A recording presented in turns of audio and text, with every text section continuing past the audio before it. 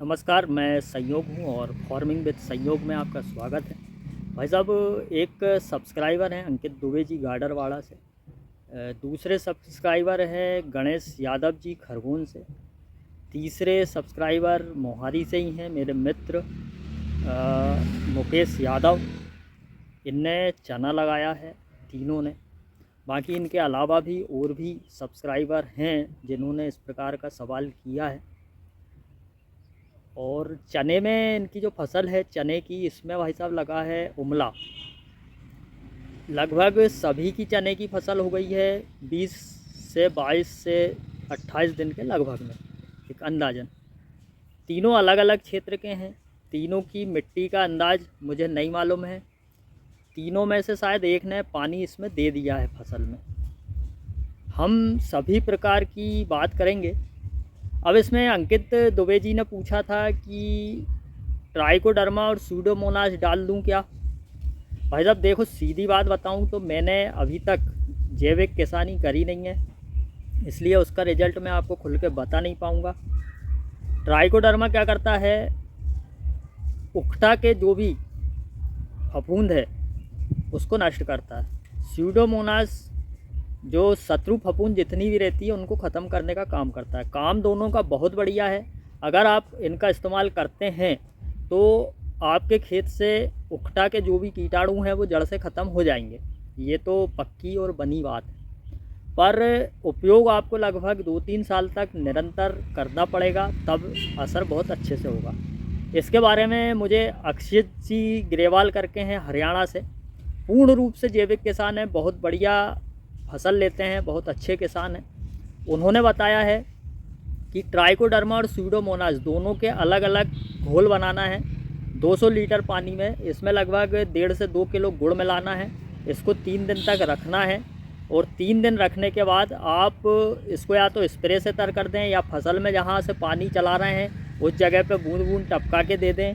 आपको मिट्टी में मिलाना है तो आप पेड़ के नीचे की जो मिट्टी है उसमें मिलाकर आप खेत में भुरकाव करके पानी दे सकते हैं। ये इन्होंने इसको देने की मेथड बताई है कि किस तरह से आप ट्राइकोडर्मा और सूडोमोनास का इस्तेमाल कर सकते हैं। बाकी अब हम रासायनिक में जाएं तो भाई साहब, पौधे आपके अगर जड़ से सूख रहे हैं तो एक तो कारण पक्का है फफूंद है।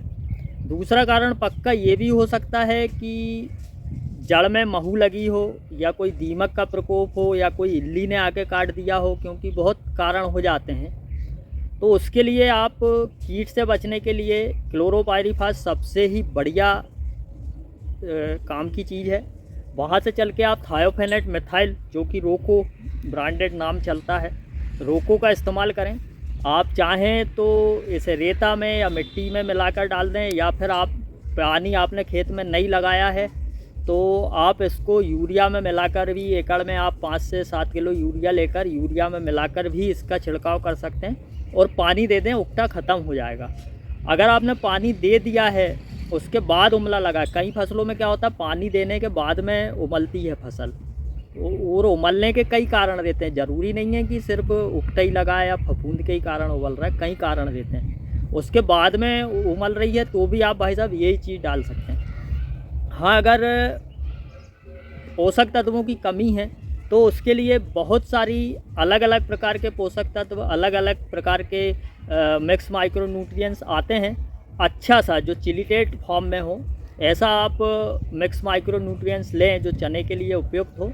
उसका इस्तेमाल भी आप ये जो यूरिया के साथ जो डोज बना रहे हैं उसमें मिलाकर कर सकते हैं, या फिर आप स्प्रे कर रहे हैं तो स्प्रे में भी मिक्स माइक्रो न्यूट्रिएंट्स का इस्तेमाल करें। उससे भी हमारी बहुत हद तक फसल सूखने से भी बचत होती है और जो भी पोषक तत्व रहते हैं पौधे में वो मिल जाते हैं, तो उससे पौधे की बढ़वार, कल्ले, विकास, रोगों से लड़ने की क्षमता में भी अंतर आता है। जैसे कि आपने सुना होगा, जैसे सल्फ़र का हम इस्तेमाल करते हैं तो सल्फ़र एक तो फफूंदी जनित रोगों से लड़ती है, दूसरा दलहनी फसलों में सल्फ़र की ज़रूरत भी होती है।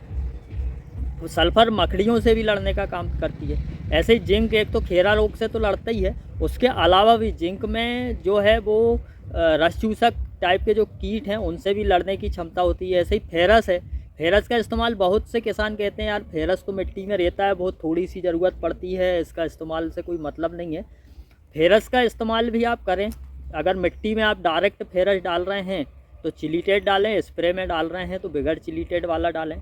ये फेरस जो है ये भी इल्लियों से लड़ने का काम करता है, इल्लियों को बहुत हद तक खेतों से दूर रखता है और ग्रीननेस भी आती है फेरस से, जड़ भी अच्छी होती है, फेरस का भी उपयोग है। इस तरह से बहुत से जो भी पोषक तत्व हैं उनका अलग अलग कार्य है। इस पर से मैं फिर कभी वीडियोस बनाऊंगा। तो भाई साहब मैं उम्मीद करूंगा कि ये जो मैंने अपनी टूटी फूटी भाषा में उकटा से प्रबंधन के जो उपाय बताए हैं वो आपको अच्छे लगे होंगे और कुछ रह गए हों तो आप बता देना। फिलहाल तो 3 दवाइयाँ ही मैंने बताई है, एक जैविक और 2 रासायनिक, इसके अलावा कुछ है नहीं। आज्ञा चाहूँगा। जय राम जी की।